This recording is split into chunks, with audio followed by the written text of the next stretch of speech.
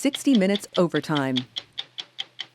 This week on 60 Minutes, we report on digital scams criminals are using to swindle Americans out of their hard-earned money.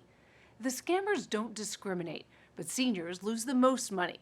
They're often targeted in a specific con called the grandparent scam. They said my grandson had an accident, and to get him out of jail, they need $7,600. For Judy and Ron Attig, the scam started with a phone call from an imposter pretending to be their grandson in trouble, afraid to tell his parents, but in need of money.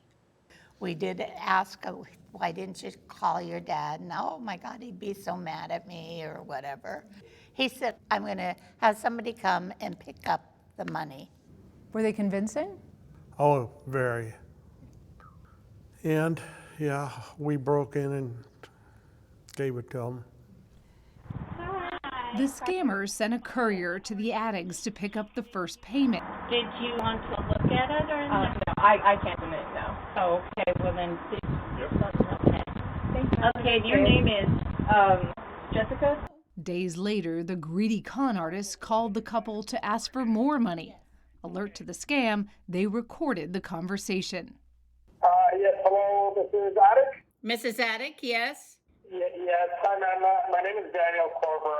I was the one representing Troy yesterday in his DUI reckless endangerment case with the car accident and the payment that had gone through. And unfortunately, the woman today, she had come in with all of the necessary documents that she did need in order to proceed with taking it to a personal injury claim. So that's where we're standing right now, and she finally did settle for $17,000. To my understanding, you had already picked up the cash, and you have it present with you? Yes, we do.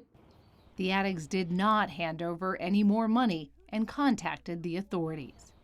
Law enforcement was able to break up this crime ring thanks in part to doorbell camera footage of the courier. San Diego County District Attorney Summer Stephan said was the linchpin. Search warrants then were able to take that trail from the download of her cell phones, the woman who showed up at the door, to connect to several other perpetrators.